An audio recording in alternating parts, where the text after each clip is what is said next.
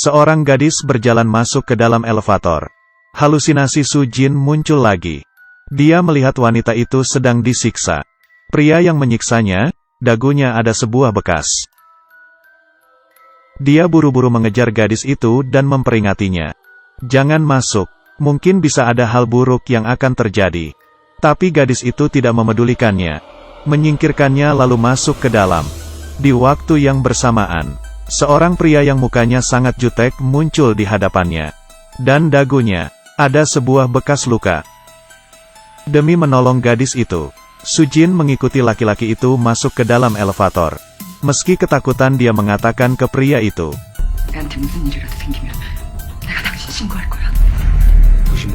Pria itu memunculkan ekspresi yang kejam. Dan langsung menyekik lehernya. Dan di saat itu, dia tiba-tiba melihat takdir pria itu. Dia dibunuh oleh seseorang. Lalu memasukkannya ke dalam koper dan membawanya pergi. Tidak menunggunya berkata, elevator pun sampai. Dia dilempar keluar dengan keras. Suaminya pun muncul, dan langsung memeluknya. Su Jin panik, tidak berhenti berkata ke suaminya. Pria di lantai 7 itu akan mati. Tapi suaminya tidak percaya, mengatakan tidak akan terjadi apa-apa. Dan memberikannya obat. Berkata setelah tidur semuanya akan menjadi baik. Di tengah malam, Su Jin terbangun. Dia pergi ke lantai 7. Dan mendengar suara yang dikeluarkan oleh gadis itu dari dalam. Dia baru saja ingin membunyikan bel pintu. Tiba-tiba mendengar suara pintu. Dia ketakutan langsung bersembunyi di tangga darurat.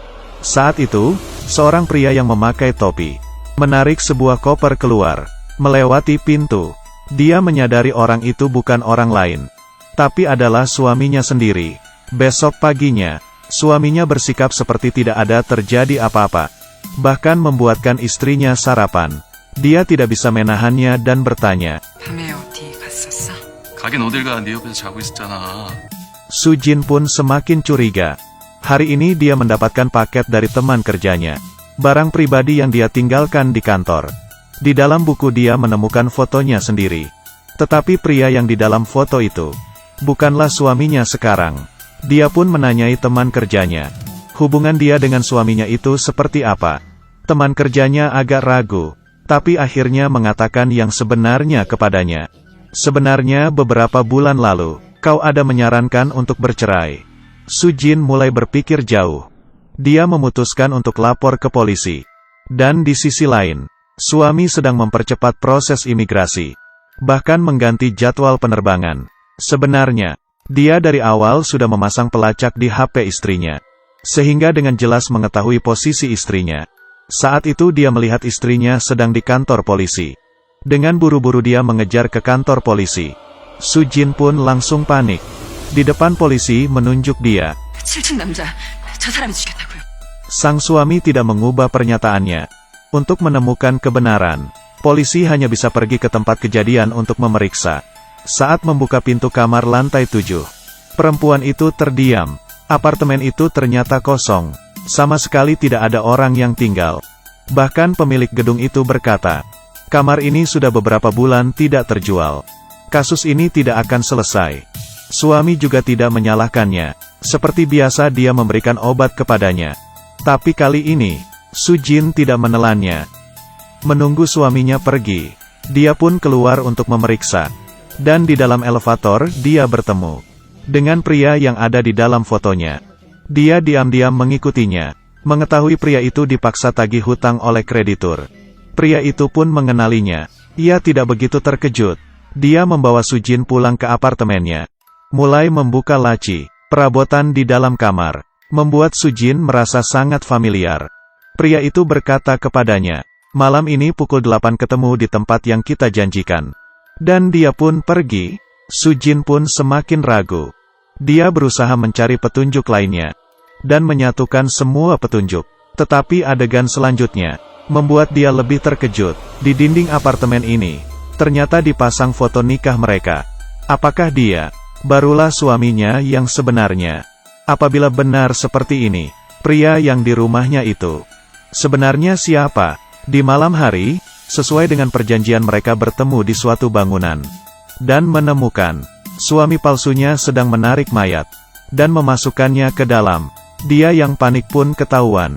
Lalu dia mengambil pisau untuk melindungi dirinya. Menghadapi suami palsunya. 당신 누구야? 당신이 죽인 사람, 그 사람이 지우씨야. 내려가서 다 얘기해줄게. 누구냐고! Sujin sudah kehilangan kendali. Dia perlahan-lahan mundur ke tepi bangunan. Sebentar lagi akan jatuh. Untung saja polisi saat itu pun datang dan menolongnya. Tapi yang lebih aneh adalah mayat yang baru saja dia masukkan sudah hilang dan tidak ada jejak.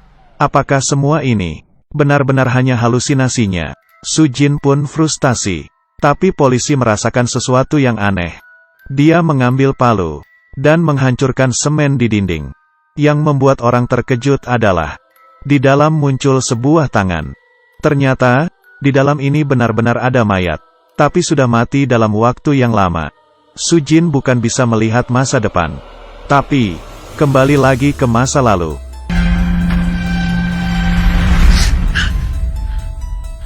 Di kantor polisi, suami palsu berkata dengan muka tanpa ekspresi.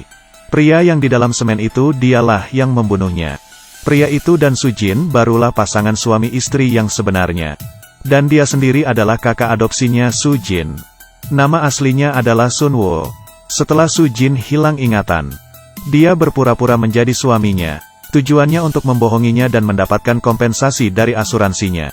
Tetapi Sujin merasakan hal itu bukanlah yang sebenarnya. Dia ingin lebih mengetahui hal itu. Sunwo pun tidak ingin membicarakannya lagi.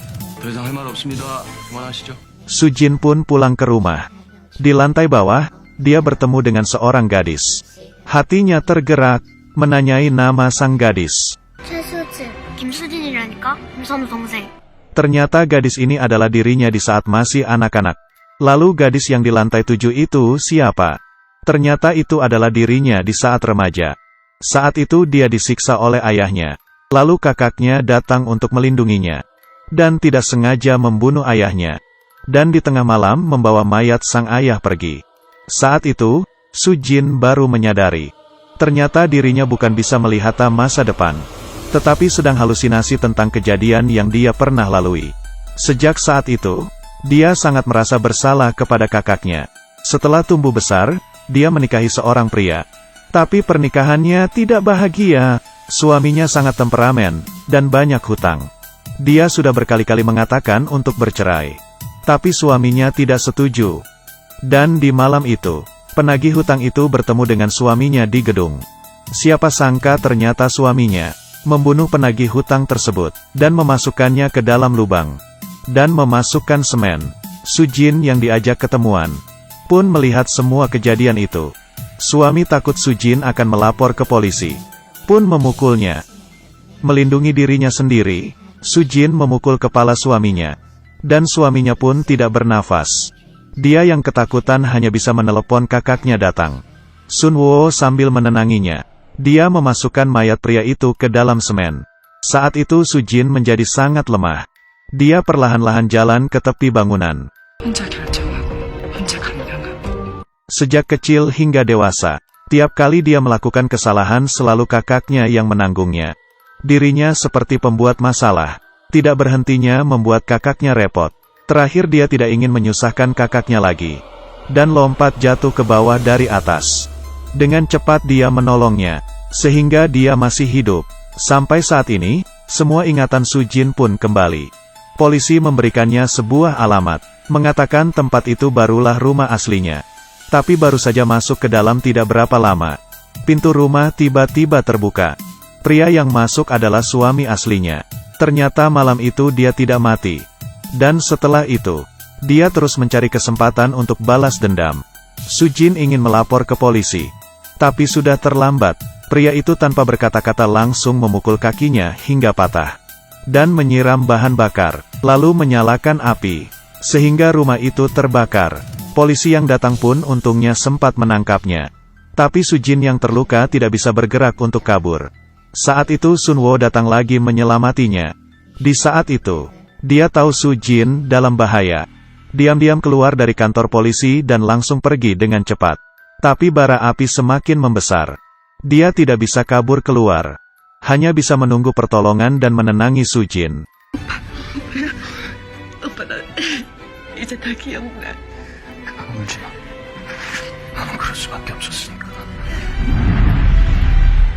Di saat Sujin sudah siuman, polisi berkata kepadanya, Sunwo sudah mati.